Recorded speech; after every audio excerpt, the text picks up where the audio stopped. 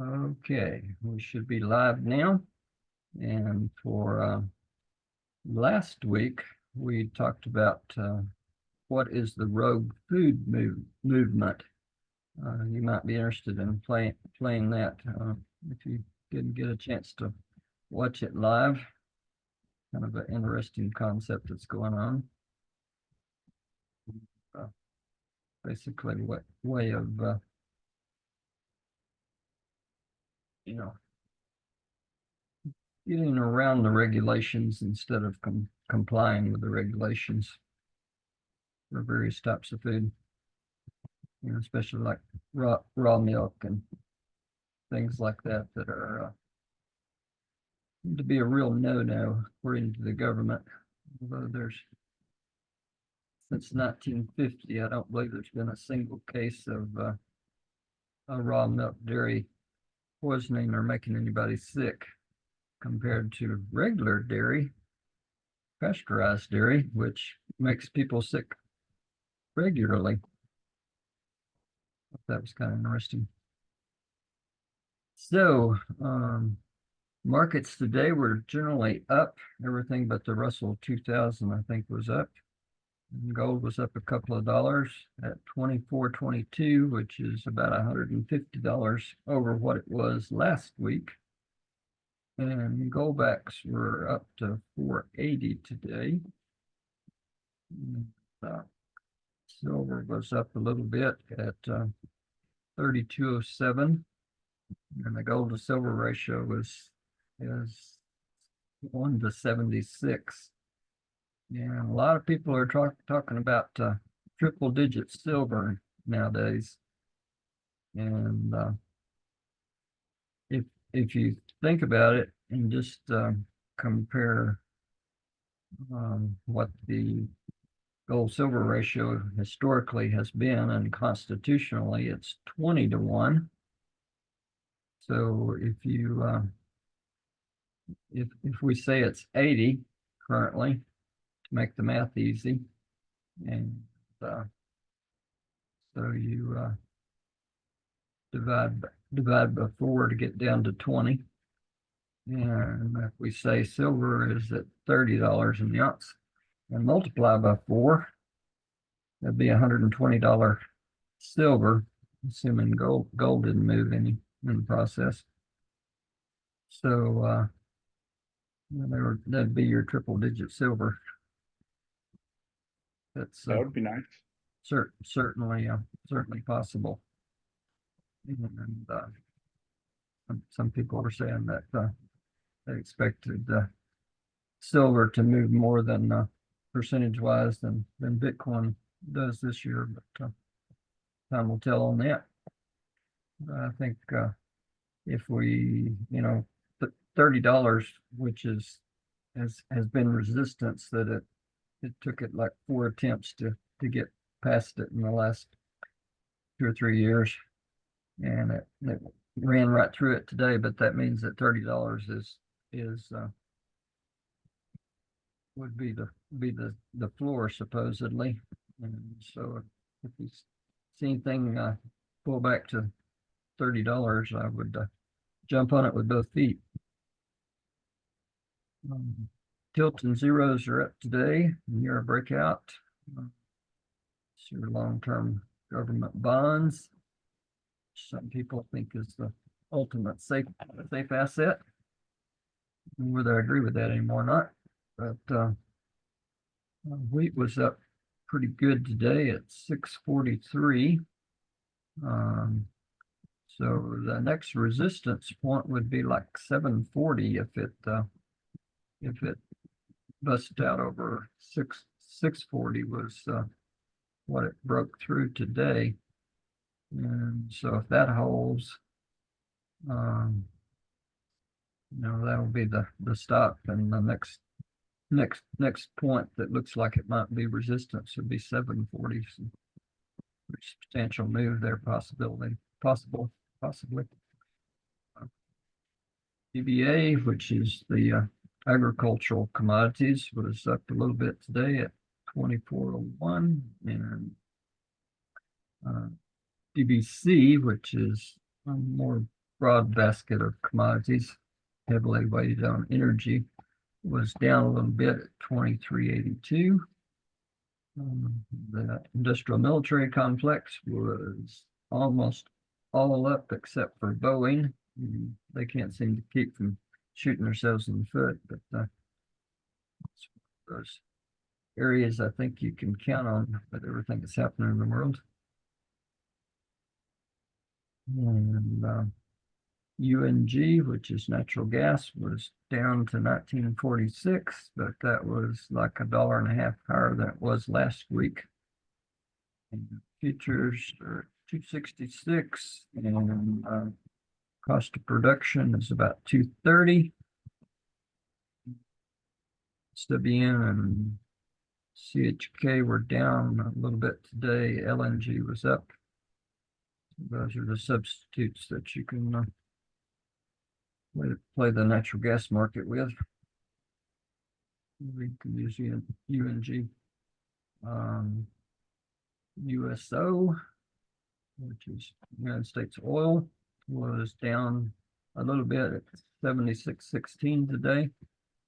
It's still in an argument with itself about whether the economy is going to crash or demand's going to go away. And, what would happen, or something in the Middle East that would limit supply. I'm not sure which way that's going to work out, but Bitcoin was down a little bit today, but it was still got over 71,000 at one time today. Into the normal market day, it was a little under 70,000.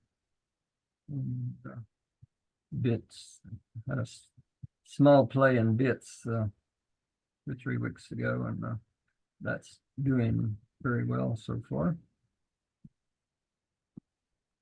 For those who don't have anything, it might be a point to start some dollar cost averaging, maybe.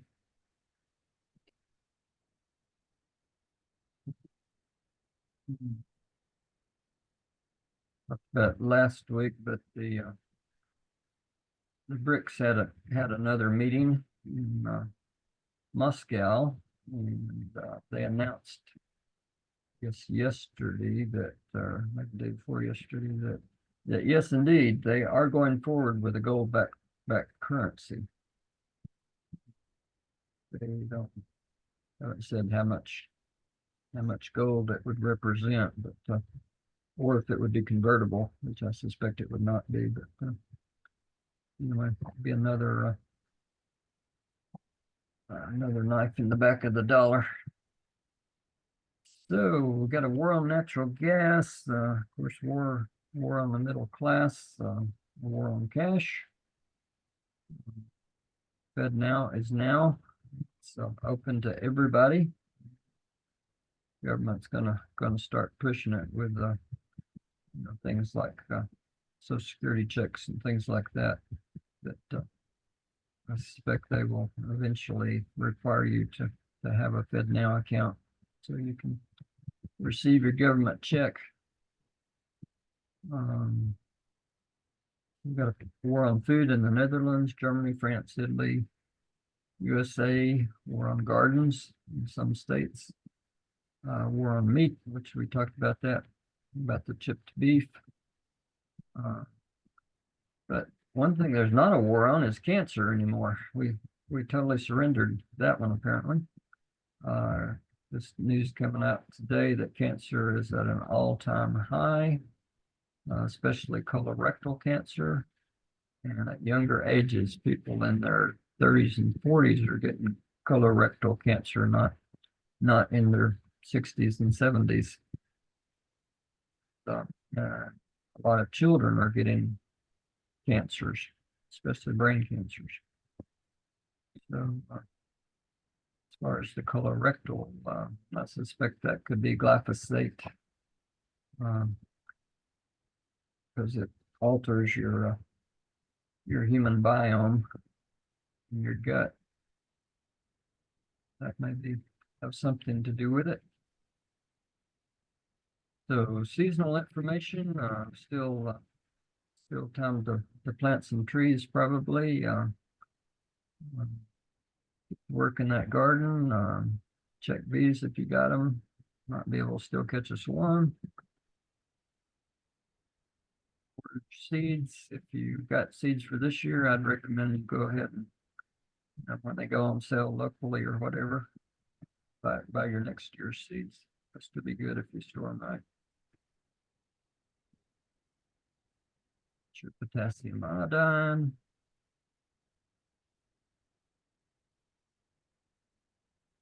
Any progress anybody would like to share?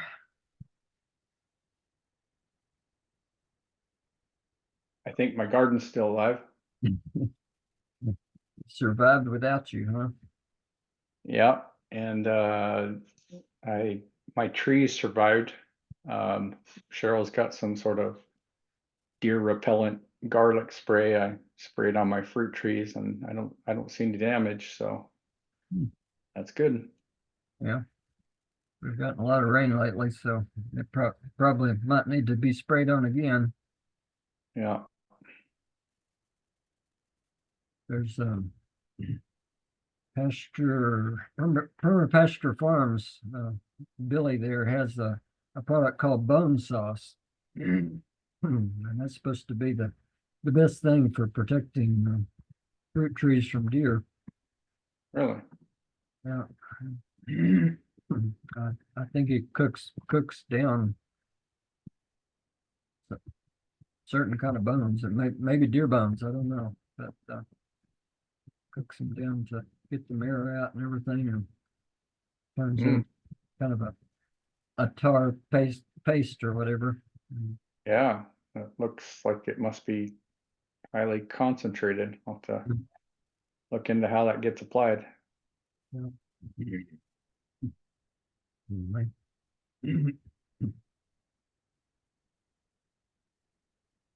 Doing a lot of grandparent duties, so I haven't got too much. I still got the same pictures here from last week or the week before.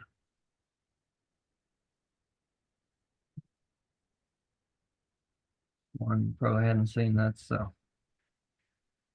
jewel weed, and that's the jewels on it. Do you have a comment, Liz?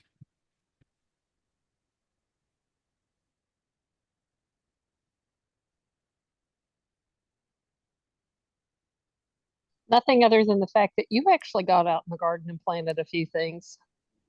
I did. Besides sweet potatoes. Got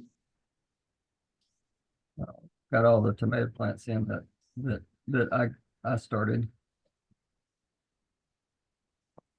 Anyway, so tonight we're gonna kind of do a little bit more on rogue food, but from a congressman's perspective, which is kind of interesting. But kind of crazy things on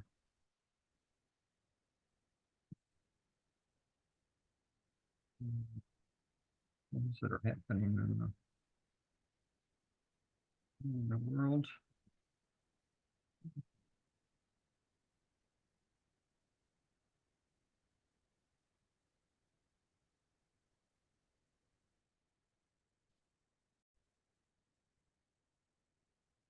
This gal, the shepherdess, she's a really sharp gal. She started a farm from scratch with no land, and is making money out of it, or at least maybe she's making money off of YouTube. I don't know, but anyway, she's a pretty smart gal. She's interviewing Congressman Thomas Massey from Kentucky. He's one of the few good guys in Congress. Circumvention over compliance, taxpayer funding of transgenic edible plant vaccines, deregulation of local food, national divorce, the impact of the 2024 election on you and I, and probably most importantly, what you and I can actually do in light of all of it. All of this and more is coming up in a 25-minute power-packed interview with Congressman Thomas Massie. And while some of these topics may sound as though they're straight out of a science fiction film, please keep in mind that this is real-time information from a member of U.S. Congress. Timestamps to specific topics are below. Give this video a thumbs up to help it move forward, comment with what state you're watching from, and enjoy the interview.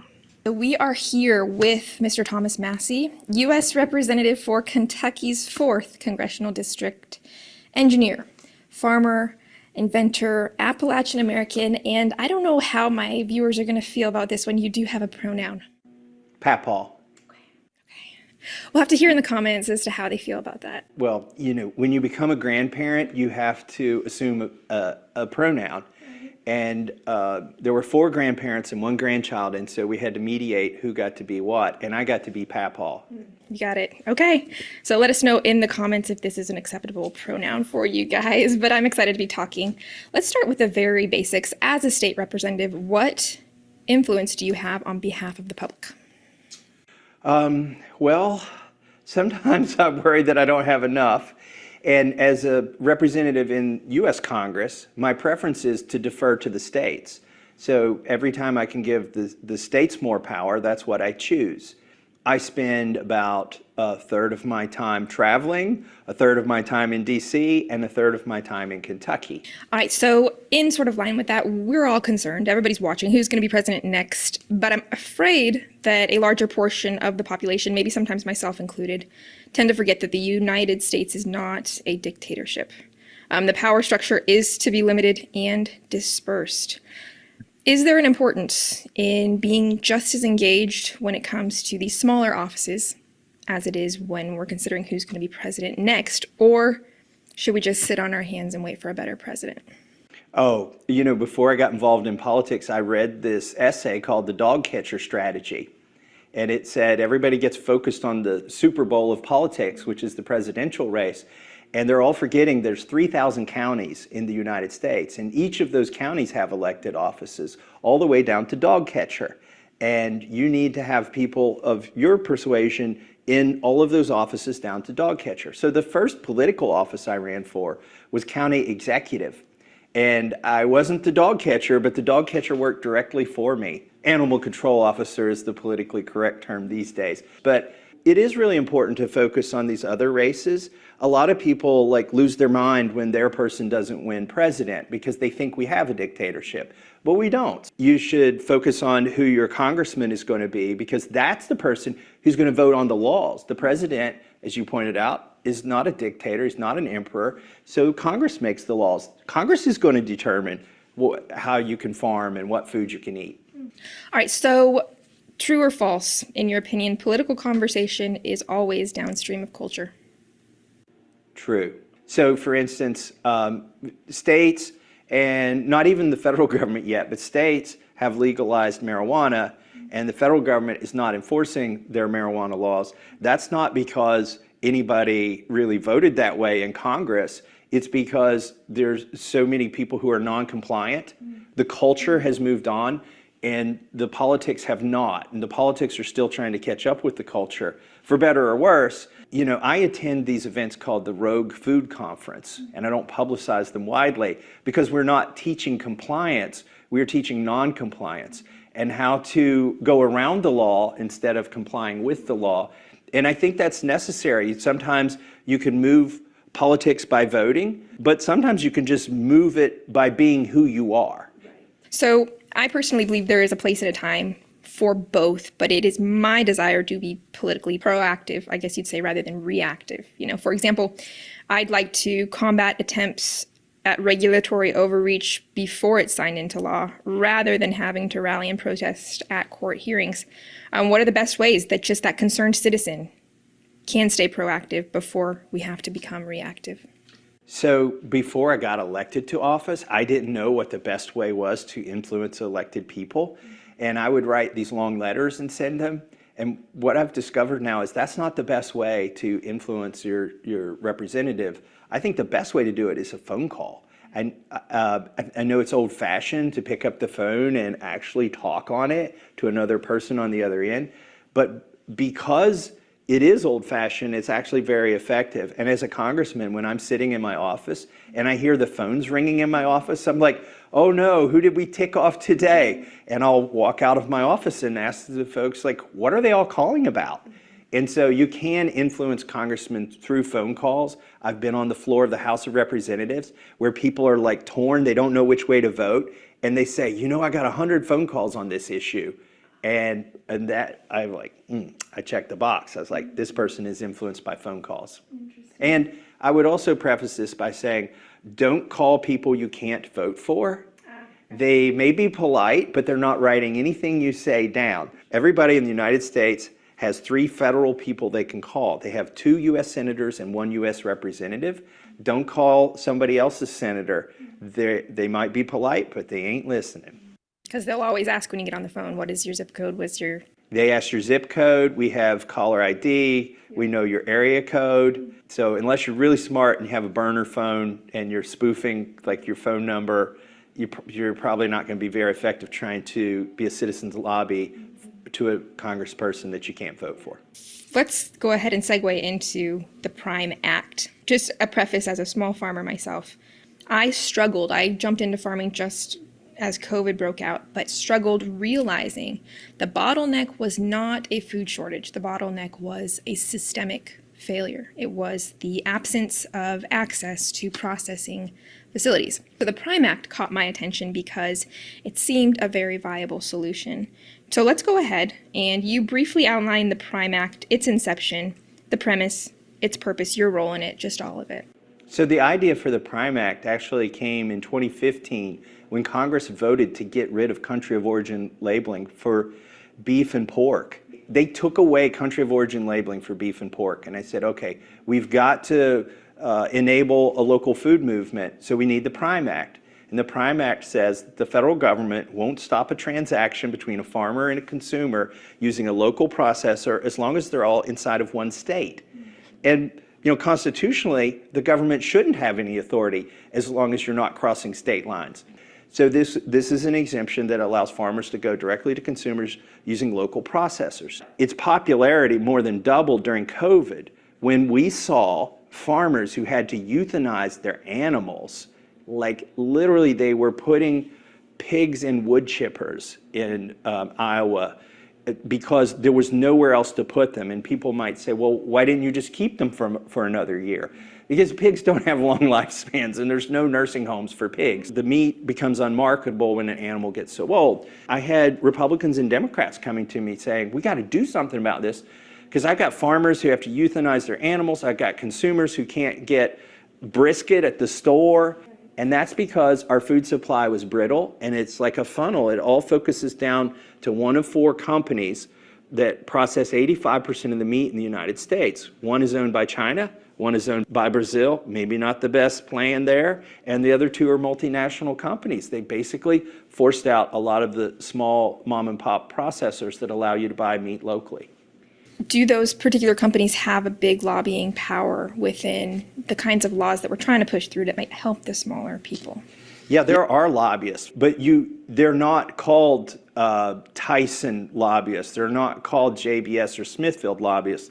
They're actually called National Cattlemen's Beef Association. They're actually called Farm Bureau. They sound like they are people for the small farmer, and they're actually small farmers that belong to these organizations, but they take the dues with the small farmers.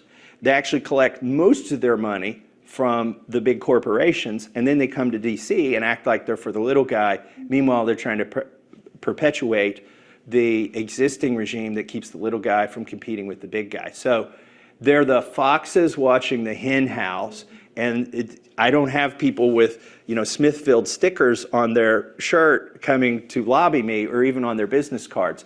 They're from these ostensibly, pro-farm organizations. How does an organization that collects funding from the people they're supposed to be helping and then turn around and they lobby for the opponents of those people, how does that work?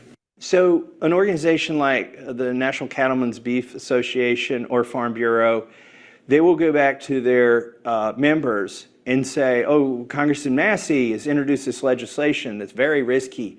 And what will happen is there'll be an outbreak of E. coli or something, and then our entire beef industry will go down, or our entire milk industry will go down, or the entire poultry industry, and people will stop buying your products. So you need to make sure that Congressman Massey's bill doesn't become law, because it will risk what you're doing. Now, what they're doing is selling into a pipeline through the corporations. And the reality is all of the E. coli outbreaks come from the corporations. There's actually been a FOIA request to the USDA to report all of the outbreaks they know of from small farms and local processors. And the FOIA brings back nothing, not because they're hiding information, but because there have been no outbreaks. What the big organizations do is they try to convince their members that I'm risking their livelihood. And some of the members buy it. By the way, and a lot of the members aren't interacting with the federal storefront of their organization. They're interacting with county groups, which are doing good things oftentimes. Like the National Cattlemen Beef Association may have an exhibit at the fair, and they're selling, steak sandwiches and promoting beef, and that seems like a good thing. But by the time you get to the state level, they're almost against the small farmer, and by the time you get to the federal level, they're totally against the small farmer. It's a bit of a Trojan horse then, in a sense. Yep. So at that, are they being alternatively funded by larger corporations? Is that something that can be said? Oh, here's the worst part of it, and I fought it this summer with an amendment on the spending bills. There's actually something called the Commodity Checkoff Program, where every farmer that sells one of 22 different commodities, beef's included, dairy's included, all the grains are included. When you sell something, you have to pay $1 to this organization. It's not a government organization. It's not a private organization. It's like this quasi, thing. And they collect millions and millions and millions of dollars off of farmers. And then they're supposed to spend that money on programs like, if you've ever seen a commercial that says, got milk, okay, or beef, it's what's for dinner. Like, that's what they tell you they're doing with the money. And they're legally prohibited from using that money to lobby us, yet they do lobby us. And we found that out this summer when I tried to end the checkoff program. The checkoff program, it's called a checkoff program because farmers used to be able to check a box when they sold their stuff if they wanted to basically donate part of the money to this promotional organization. It's still called the checkoff program, but there's no box to check anymore. There's no box to uncheck. They just take your money when you sell it, and then they use that money to lobby against you. So the corporations aren't even spending their own money to keep the little farmer down. They're taking money from the little farmer and using that to lobby Congress. Wow, that's a bit overwhelming. Let's go ahead and give just a simple overview of the legislative process. Somebody sees a congressman like you and they're like, you got good ideas, I want to support them. But what does it take to get it from being your idea to actually something that is going to be a law or enacted?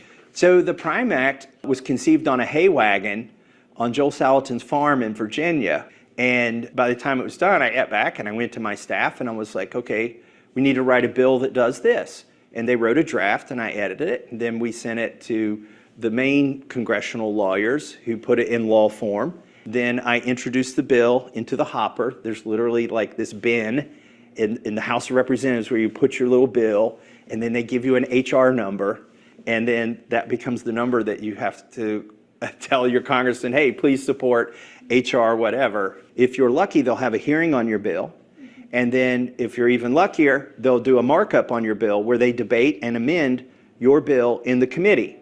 Some bills die in committee, they don't make it out. Some bills get passed out of committee, so they, after they come out of the Committee of Jurisdiction, they actually go to the Rules Committee. And then they go to the floor of the House after they pass the Rules Committee, and everybody gets to vote on the bill, all 435 members of Congress from all the states. Now, that's not enough. It's still got to go to the Senate. And if the Senate passes a bill that has one word different in it, now you got to take the two bills, get together, and iron out the differences and pass them again. And once you get the House and the Senate to pass the same bill, it goes to the president. Hopefully he signs it. If he doesn't, it comes back and you can try to override his veto.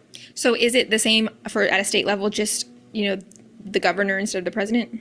It's very similar at the state level. Oftentimes in state legislatures, it's easier to get a bill through committee and easier to get it to the floor In the House of Representatives, it's like pulling teeth. What is there anything that we can do on a concerned citizen level to get those onto the floor and recognized? Well, phone calls really help. So you made a video a few months ago that was really helpful to me because a lot of people make phone calls when they saw your video, and that helped me get the bill that I've been working on, the Prime Act, part of it written into the Farm Bill. Odds of a bill passing are extremely low. Like we're at like HR 6,000 and something right now. And we only pass into law maybe 10 bills a year. So it's almost like winning the lottery to get your bill passed. Is there an alternate means to the same end? Could we put forth, and how should we push for the putting forth of maybe regulatory exemptions specifically tailored to that direct purchase from the farmer by the consumer? What are your thoughts on that? Yeah, there are alternate ways to achieve similar goals. For instance, we know that Congress is going to pass a spending bill every year. You could say in the spending bill that you could offer an amendment that says none of the funds hereby appropriated can be used to keep small farmers from using local producers to sell meat within the state. That would be an amendment you could offer to the spending bill that's not on the Farm Bill that would provide relief to small farmers. All right, so let's transition into the Farm Bill itself. From a spending perspective, if I heard the reports right, it is the second largest piece of legislation in the country. It renews every 5 years, and this year it is renewing at a $1.5 trillion budget, which is up from $867 billion in 2018. Could you kind of give us an idea of where all of this money goes? So the Farm Bill is actually a misnomer. 80% of the Farm Bill is what has been historically called food stamps. Now it's called SNAP. So that's like 80% of it. 20% of the spending in the Farm Bill goes to what I call farm stamps, subsidies for farmers. These are typically something that small farmers aren't looking for. Small farmers just want to have the government out of their way so they can sell to their neighbors, whereas the big farmers are looking for these subsidies that are in the Farm Bill. And the reason they do it that way is they want to get Democrats to vote for it and Republicans to vote for it. And a lot of the food assistance programs go to Democrat districts, to cities, and a lot of the farm assistance programs go to Republican districts out in the rural areas. And that's how they grease the skids and get this thing passed every 5 years. So the Farm Bill was initially something that came out of the Great Depression. Was it ever intended to go so long or make such a deviation in the allocation of funds? Oof. I wasn't around here for the Great Depression, so thankfully, so I don't know what the original intent was and how far they've strayed, but I think it's safe to say the Farm Bill does a lot of stuff that was never intended to do. For instance, the USDA is building fire departments in rural communities. I don't think that was ever intended to be part of the USDA's mission. So yeah, I think they're way beyond their mission. And all I want with the Prime Act, I don't want any money to be spent. All I want is just a little bit of freedom that can allow people to buy the healthy food that's locally grown. If in 2018, $867 billion was allocated to that 5-year period, how do they continue to get funding? So there's the Farm Bill, and then there's the Ag Approps Bill.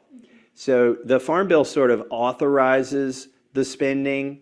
It says it's legal to spend the money, whereas the Ag Approps Bill, Agriculture Appropriations Bill, says here's the check and here's who the money's going to go.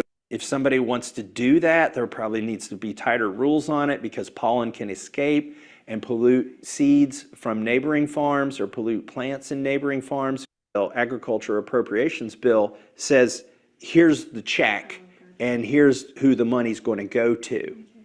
By the way, in the Ag Approps Bill, I tried to defund research for transgenic edible plant vaccines.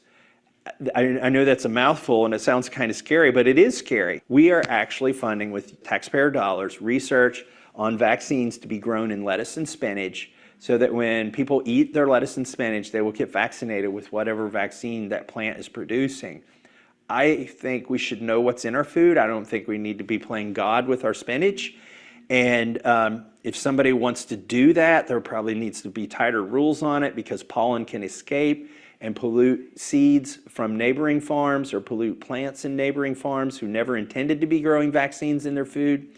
So I tried to put some rules on that in the Ag Appropriations bill, and I was able to stop taxpayer dollar spending in that Ag Appropriations bill, but they threw that bill in the trash and did an omnibus instead, and didn't include the limitation on transgenic edible plant vaccine research. So guess what? Now you got another year of transgenic edible plant vaccine research. That's gonna be a post of its own there. That's very, very interesting. That's something I never considered. All right, we've got 15 minutes left. I have a couple tweets, screenshots of a couple tweets that you made that were very interesting. You said, pay attention to your state legislature. What they do frequently has more impact on your life than Congress, and that's the way it should be. Speak to that person who's just sitting on their hands waiting for a better president. How would you build this out for them in a way that's easier to understand? So if you see on the news some farmers getting arrested and being hauled off to jail, or all his product is being locked up and he can't sell food or even give it to his family, a lot of times that's a state law, not even a federal law. So there are people going to jail for growing food because of state laws. And those are state legislators who are passing those laws. And they're a lot easier to reach than a congressman, right? To reach a U.S. congressman, dude, you have to go to Washington, D.C., and you have to be scheduled to meet with your congressman. It's a lot easier to find a state representative. You know, they may only represent 40,000 people or 100,000 people. Tell them that they need to provide for farm freedom. All right, so number 2 tweet was, there are 3 places we end up. Number 1, steer our government away from economic collapse. Number 2, economic collapse, and then A, renaissance, B, totalitarianism, or C, national divorce, or the third option being a slow devolution into Chinese-style communism and central control. No one remembers freedom in option number 3. Let's go ahead and talk really quickly about the term national divorce and kind of explain that a little bit further. Good. All right, well, let me take the top 3 things there first. First of all, correcting the system before there's a collapse seems unlikely to me, given what I've seen in Washington, D.C. So we can scratch number 1 off. Number 3 is the scariest outcome, slow devolution into communist Chinese-style, central planned government, where you have the government always watching, probably with the help of AI, always watching everything you say or do and giving you a social credit score and allowing you to spend your money certain ways or not spend your money. That's actually the path we're on. So I'm scared about that. The one that is sort of in the middle is complete collapse. Okay, that's actually not as scary as devolving into communism. Like, at least in a complete collapse, you got to do something after it collapses, right? There's going to be pain in the collapse. I'm not advocating for collapse, but after it collapses, there can be different outcomes. There can either be, oh, well, here's where we went wrong. We didn't follow the Constitution. Our founding fathers gave us a blueprint and we quit using it. So let's go back to the blueprint. There'll be a bunch of voices who say, well, where we really screwed up is we tried this stupid idea of people electing people and making laws. Like, we need to go back to the bureaucrats running things because they know best what's for us. So there's going to be 2 competing voices. There's the third option, which is national divorce. This great experiment has allowed 50 different states to have a different set of rules, and the rules that work for the city mouse more and more are not working for the country mouse, and vice versa. So you may see, it may not be a bad thing. I mean, I'm not talking about a civil war. There may just be an agreement that, hey, we're going to live under a set of rules and you all can live under a different set of rules because we're just not getting along under one size fits all set of rules. So, that would be interesting. I'm not advocating for it. This is where I put my politician hat on. If I say anything more, I would be on the evening news. Easy out there. From your perspective, have you noticed a difference from administration to administration in your efficacy, in pushing conservative viewpoints? It really does matter who's in the White House. if I'm a Republican and there's a Democrat in the White House and I write them a letter asking them to do something, I think they heat their buildings with my letters over in the administrative branch. But if there's a Republican in the White House and I'm a Republican in the House, they will answer my phone calls, they will answer my letters, they will try to work with me, even though there's a giant bureaucracy under them that doesn't change when the president changes. They will still try to get me an answer, and that's been helpful. The other thing that happens when a Republican gets elected, as a Republican myself, is they usually appoint people into cabinet positions and into the positions under those cabinet positions. Well, where do they pick those people from? A lot of times they pick them from Congress. You know, when Trump was president, I knew his chief of staff. I knew some of the people over there. So there is a lot of connective tissue between the administrative branch and Congress when they're both the same party. And Anyway, I thought that was interesting. I learned a lot from it. Any thoughts on that? That explanation of the farm lobbying on how they're greasing the skids was enlightening. Yeah. And about the that we're actually funding research for putting mRNA into our food. Yeah. And I thought it was interesting that from an insider point of view, he doesn't believe that Congress has the capability to change anything before it fails. That is interesting. I think that has a lot to do with how with the preparedness thing and self-reliance is you know, it's like I always say that don't depend on the government to save you or to take care of you or to solve your problems. You're likely to be disappointed. Anyway, the other little thing that I had tonight was this one. This guy, Deep South Homestead, Danny. I mean, he makes me look like a piker because look at the length of these rows of beans here. But you know, I've always said, you know, the problem is that we don't know what we don't know. This is one of those, one little thing of many that we need to all know about. Good morning, everybody. Danny Wanda back from Deep South Homestead. I want to take just a moment this morning before we get busy. We got to pick all this morning and talk to you about aminoprylids. There's products out there called Grazon that so many people are getting their crops ruined by. It happened to us. This is a garden right here. We were feeding our goats years ago hay that we were buying in town. We got the bright idea, my barn was full of goat manure. So I took my bucket on my tractor out there, my front end loader, and we got like 6 big giant scoops of it and brought it and spread it all in here in the fall. And I was thinking, man, boy, we're gonna have a garden this year like you won't believe. We got in here and planted our garden. It grew up and all wilted down, died. And we couldn't figure it out. We thought it was a cold weather. We thought all kind of different things. We were running over these different scenarios. After we put everything in the high tone, one whole side of it over there was like 2 years later, we did that. This one was still struggling. We couldn't figure out what was wrong. We'd get tomato plants up here like this and they just wilt and die. And we had pots in front of our house that we'd put that soil in, just wilting and dying. Tomato plants get up big and beautiful. And we were like freaking out, not knowing what was going on. Until one day I just happened to bump into someone in the feed store and was telling them about what was going on.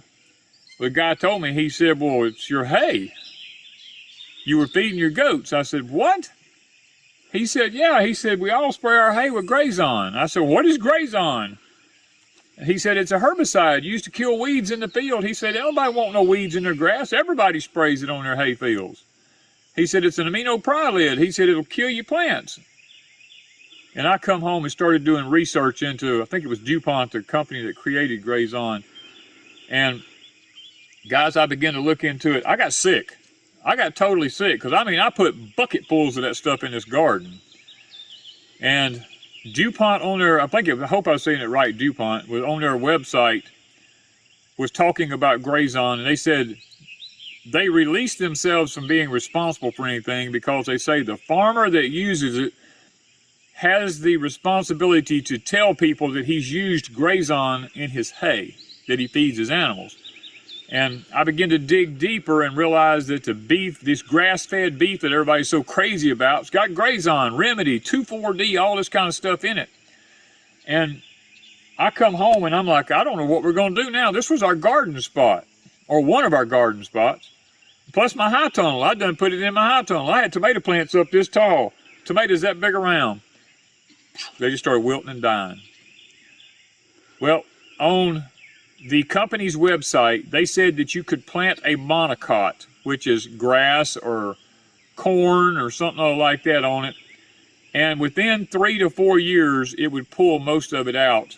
But if you did nothing and did not plant any monocots, it could take up to 10 years.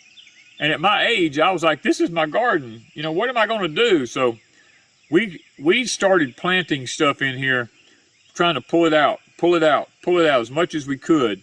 We even came in and added, we scooped a lot of that dirt off, and I had these ponds dug, and I brought that pond dirt and put it in here and tried to mix it in, you know, as much as I could, flat breaking it, turning it, you know.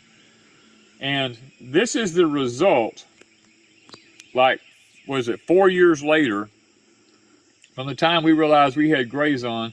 We have not been able to get a snap bean to grow in here at all. I mean, we tried and tried and tried, and we just failed at it. And we just gave up here on green beans. We started growing them in the high tunnels. I had to dig a whole section of my high tunnel out and take the dirt and put it off behind my dam on my pond where I didn't want any weeds at, and literally put it back there and let the grass grow and pull the pull the Grazon out of it, and re-put new dirt in the high tunnel before I could get anything to grow. I had pots in there, and I didn't know which ones of them had it in it. I had to wait and plant in them, see which plants died, take those pots out, dump them, clean them, and put them back and put new soil in them. But guys, this is something that nobody's thinking about.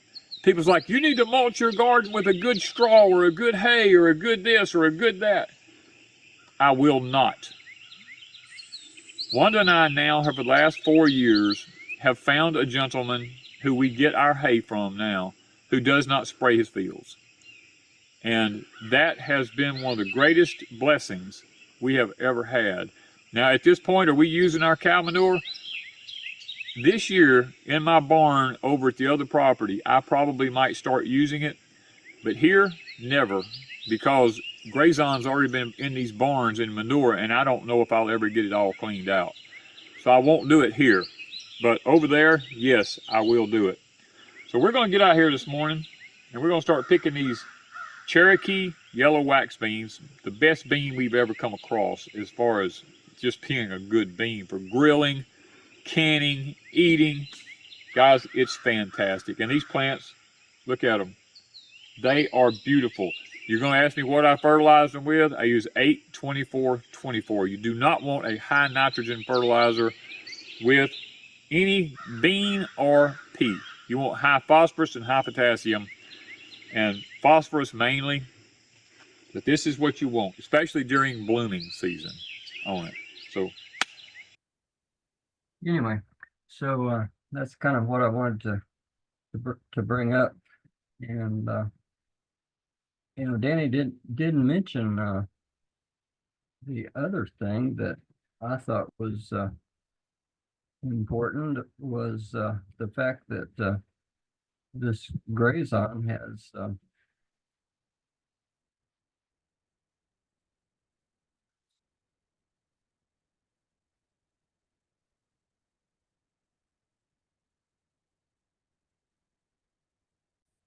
Okay, that this grazon lasts 4 to 10 years, and it's in our livestock meat with no restriction.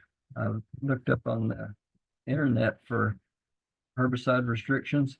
It says grazon herbicide has no grazing restrictions for any class of livestock, including lactating dairy cows, horses, and meat animals prior to slaughter.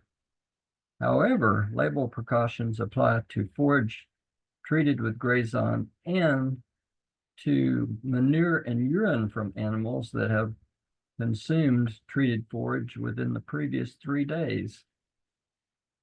So my question is, if it lasts 10 years out in the soil, how long does it last in the the steer that you just ate? Yeah. And if this stuff's running off fields, I mean, it's killing all sorts of flowers, and there's probably quite a trickle down effect from all that. I would think so. Years ago, I went to a thing up at Graves Mountain Lodge, and it was small producers, farming producers, and they had the people from the oh, good grief, what is it that where they take orders and you get so much vegetable per week or per month or whatever. CSAs. CFA. The Water Penny was the name of it, up in outside of Warrenton, not Warrenton, Sperryville. And they had put hay down as a mulch, and it was destroying their crop. And the people who were buying into the CFA, they had a lot of volunteers come out and help to remove all of that mulch off of the farm because it was destroying their crop. And that was years ago. I would say probably somewhere close to 2010 that I had heard that story. But it's happened. It is really messed up people's ability to produce their garden and everything. Hard to know what you're getting. But you do have to ask the questions. Yeah. Yeah, I've got one bag of manure waiting to be spread now. I'm not going to spread it.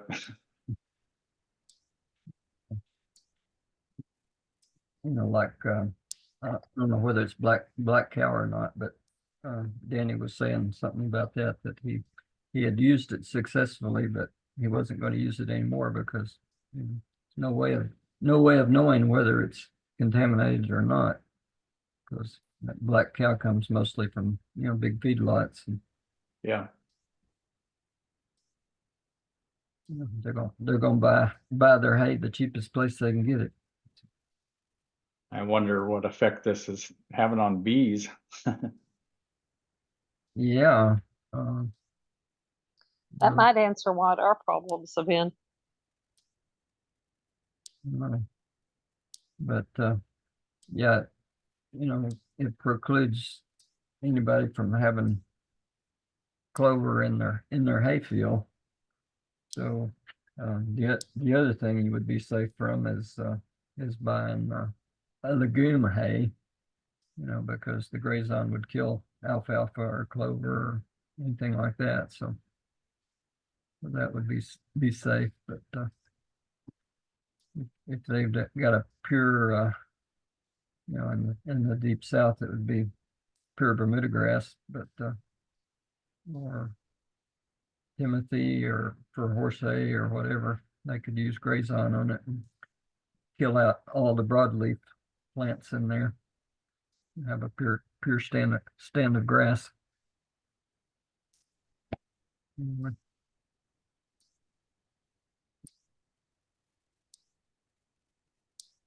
That's why I just mow our grass and use it for mulch in our garden. Yep. Yep, I've started doing that after seeing yours, learning from you, when I have the time at least.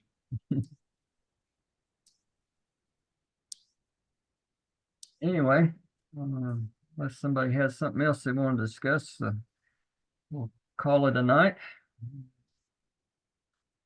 Thanks for coming out. And see you next week. Thanks for the education. You're welcome. Okay.